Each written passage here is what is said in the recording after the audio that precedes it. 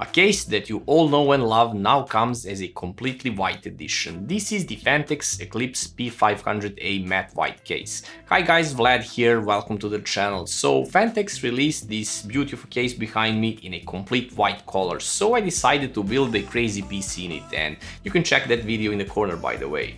But let me show you what this case is actually capable of and why I built such an insane build in it.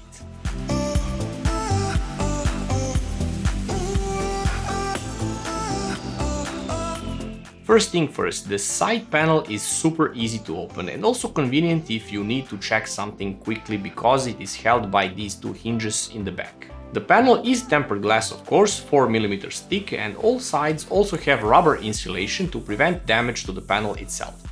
You can't miss this giant box inside labeled Accessory Kit. Here we have some cool stuff. Papers of course, there are two HDD caddies here capable of carrying either 3.5 or 2.5 drives. I also like that Phanteks includes a plastic box with all the screws, so handy while building but also for later use. This plastic thingy is the vertical GPU mounting plate which goes on the Psu Shroud, but unfortunately PCIe riser cable is not included, you can buy that separately. Also you can mount it in two ways to accept either dual or triple slot TIC cards. We have some tweezers here, and yeah, these are tweezers if you did not know, but we also have some cool things here.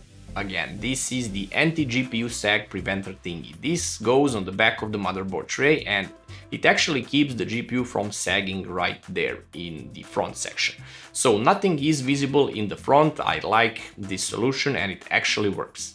Front of the case is this gorgeous piece of perforated mesh piece with some indents in it for better visuals. It also acts as a dust filter, so no need for additional filters. And it blocks almost all of the dust. Also super easy to remove, but as you can see I did a popular mod to it already. This case comes with fans mounted inside of the case, and thus metal pieces of the mounting rails gets in the way of those beautiful RGB fans. So in order for them to shine in their full glory, you need to mount them in front of those rails. But to do so you must cut some parts of the front panel. Luckily this is super easy, I did it with an X-Acto knife. Just a few plastic pieces need to be cut and all three ARGB 140mm fans can be mounted in the front. Fans are the Phanteks SK 140mm fans rated for speeds from 500 up to 1500 RPMs. They are all PWM, but they tend to be a bit loud if run at speeds above 1000 RPM. So a custom fan curve is recommended to keep your system in balance of noise and performance. Oh, this little hole down here is actually left for water cooling to be used as a drain port. Also in the front you can see that there is a tiny LED strip at the top which shines nicely once the panel is mounted. It is diffused and a nice touch in my opinion. On the bottom of the case there is a Phanteks logo subtly sitting there. It's not illuminated but it is tastefully positioned there. Let's check out the interior of the case because there are some cool things done here. First of all, a nice large cutouts in the bottom to properly route all those little nasty cables, although without grommets. Next thing that I like a lot, a proper cutout for GPU cables, which is also adjustable. There is a sliding mechanism here, so you can set the amount of the opening for the cables, and in my opinion all cases should have these holes here as it makes the cable routing for the GPU 10 times easier.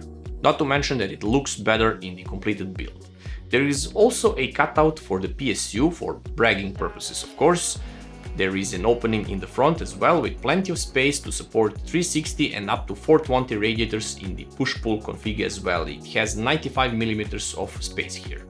Of course, a large CPU cooler cutout on the motherboard tray for easier access to the back of the CPU, so you can change your CPU cooler without removing the motherboard from the case. Oh, and while we are on the motherboard subject, it supports all sizes from eATX, ATX, M-ATX, ITX and so on. Okay, here is something that you either like or hate, and let me explain why. These are sliding covers for the cable management holes. You see, when you slide them to the front, they cover the front holes for the fans and such, but if you slide them to the motherboard side, they cover that part more, to hide the cables, obviously, which is their main purpose. So in either position, some holes will remain uncovered. The idea with this system is to give users more control and creativity with cable management. The whole interior is actually the same as the P600S and Evolve X case. The dimensions of this case are 510mm in height, 505 deep and 240mm wide. And since it's a wide boy, CPU cooler clearance is up to 190mm and GPU clearance is up to 435mm. The PSU area is dust-proof with the mesh filter, which can be removed from the back side. The PSU is inserted from the back using the included bracket to secure it with thumb screws. Also on the back side there is a space for a 120 or 140mm cooler with a rail system, so you can position the fan to your liking. One cool and pretty unusual feature of this case is the support for an ITX motherboard that can be installed in the upper portion of the case.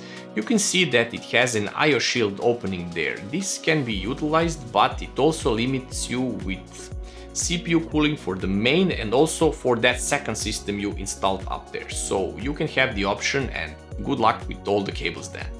Top of the case features a mesh dust cover, which I am not a big fan of, and actually we do not need a mesh cover there, as dust will not accumulate on top, and if it does once fans start they will blow that dust away. So anyhow, on top here you can mount either 3 120mm fans or 2 140mm fans, or translate that to the radiator support 360 or 280 rads can be fitted here. Actual holes here are plenty enough wide for air to escape, so that mesh filter is not needed then, but it is there more for the aesthetic reasons, and it actually blocks air to escape quicker. This is why I told you that a prettier solution without the mesh filter would be a nicer thing here. The front I/O panel is pretty simple yet effective and has everything you would need from a modern case. One headphone microphone combo jack, 2 USB 3.0 ports, 1 USB Type-C 3.2 Gen 2 port. Also, these two little buttons are for RGB effect cycle and also color variation of each effect. Also, we have a nice big rounded power button which is also RGB illuminated. Let's peek on the back side, as it also hides some cool stuff. Panel is held in place with captive thumb screws. Once removed, you can see that it hides so much space for cable management and additional things. Velcro straps and zip tie points are present all around the backside. There are 3 2.5-inch caddies here for SSD or HDD drives with rubber dampeners. Let's be honest, you will not mount HDD drives here, so these are kind of obsolete, I mean the rubber dampeners, but it's nice to have as the installation is toolless in that case. You can mount those 2 3.5-inch caddies down here, and you have 2 spots for that purpose. One limits you for the PSU length, the other one limits the front space for the radiators, but since there is a lot of space in the front, I don't see this being an issue. These caddies can also be mounted in the front. If you remove the plastic sliding covers, you can attach caddies in the front, giving you the option to mount 8 drives in the front, so you can transform this case into a storage monster. The actual PC building in this case is so easy. Everything is accessible and positioned where it should be. For example, I welcome the angled approach for cable holes in the upper motherboard area. So much cleaner look this way. And this turned out to be my cleanest build so far, and I pretty much enjoyed every part building it. The Psu Shroud actually hides a cool RGB strip that is bent in the front where the Phanteks logo is displayed. It gives the Psu Shroud separation from the rest of the case and breaks the boringness if it was just a piece of metal there. And of course, the RGB side of things can be turned off if that is not your thing. That way you can have a nice clean fully white build, as there are no black parts on this case except cables and screws.